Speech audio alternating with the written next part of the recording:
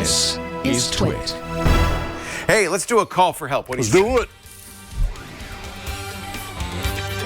Let's go down to Disneyland, Buena Park, California. Eric is on the line. Hi, me and my family are trying to cut the cable. We're wondering what was the most cheap and effective way with fast Wi-Fi, like with Wi-Fi routers and amplifiers, and if you recommend them.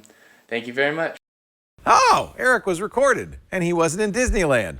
But How you don't know that? That fan looked really festive, that ceiling fan. he could have been in, the cast members' break room in Buena Park.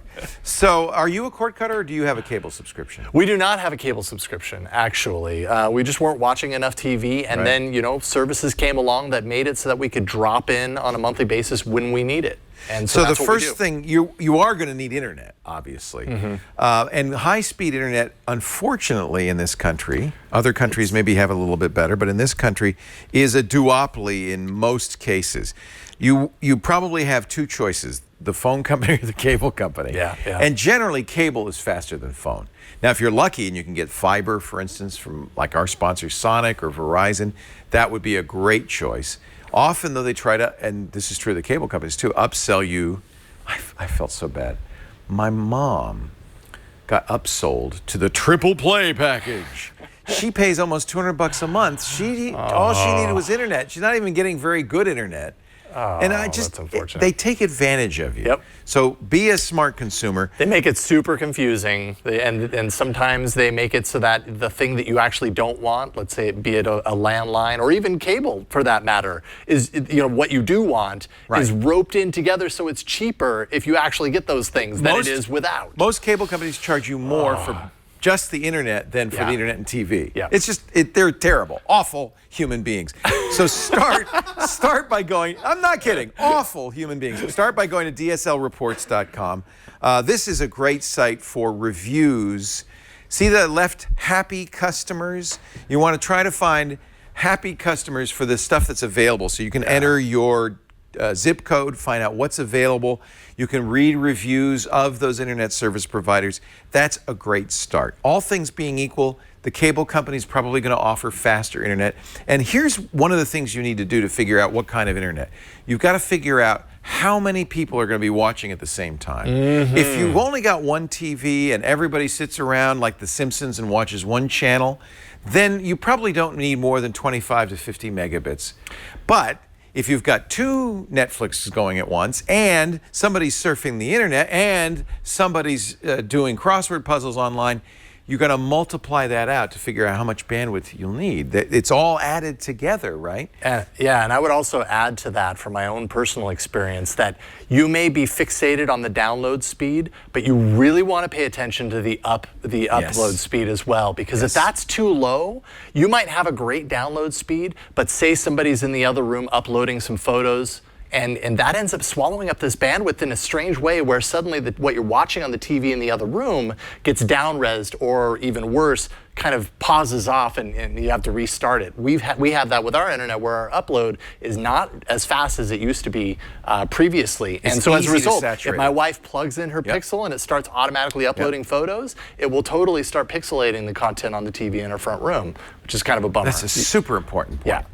Then the next thing, of course, is you've got the internet coming in, you found a good provider, you found a good price. I have to point out that cutting the cord generally isn't a money saver. No. I think we all thought that it was going to be, didn't we? By the time you add the stuff you want on top of the expensive internet, it ends up being pretty... It's about the same. By the way, that is not a coincidence. That's exactly what the cable company wants. So you're doing this more because you want freedom, you want to stick it to the man, you just don't want to deal with the cable company for whatever. Right. So get the fastest internet you can for the best price you can. Then you're going to get probably Wi-Fi, right? In general, I'm a big fan of, they're not cheap, the mesh Wi-Fi solutions. Yeah, and they're like they've never been as easy as they are right now. So easy to set up, and they are smart. So whether it's our sponsor Eero, or Plume, or Orbi, or the Velop from Linksys, these things usually have two or three units that you'll spread out throughout the house. They'll help you position them, and they do a few things that I think are really important. For one thing, Many routers don't update automatically. And nowadays, because of all these security issues, automatic updates is really important. You want to go with a company that is committed to keeping their router up to date for at least a few years and will push those updates automatically. All the mesh routers do that. So getting a mesh router for security is a good idea. They also are smart. They learn. So you're taking advantage of what the other people who are using this router are teaching the software, for things, and they also monitor your system so they know, oh, there's, Kathy's watching Netflix in there, and Fred's watching Netflix in there, but Joey's doing email. We'll send more bandwidth to the Netflix users and a little less to the email users. And that's the kind of thing a mesh router is smart about. Most routers aren't that smart. That's called quality of service, and they do that automatically. So there's a lot of good reasons. It is admittedly more expensive, but I think for security and performance, you're just going to get a better system if you get a mesh router. So Wi-Fi mesh router. For pure speed, the Orbis are the fastest. For power and use and configurability, I'm very happy with the Eeros. What do you use? I am too. I'm using Eero right now as well. And of course, they are a sponsor, so you consider our recommendation. But honestly, I think that's, for many people, the best. Personally, for me, it was a very close toss-up between the Eero and the Google Wi-Fi. I was perfectly happy with the Google Wi-Fi, and I've been using Eero for a while now, too. Apple sells the new Linksys Velop. It's the only one they sell, and that, to me, is a seal of approval from a company that really pays attention to this stuff. Don't buy an Apple Airport. Those are old, and they're not really updating those much anymore, just software patches. Get the mesh router. All right, so we've got high-speed internet at, let's hope, a good price. We've got a mesh system that's giving us good Wi-Fi. Now what does he need? Well, I think at that point, where are you getting this content, right? There are some really great services. I've spent a good amount of time with PlayStation View, which, contrary to what you might believe about the name, does not require a PlayStation in order to do it.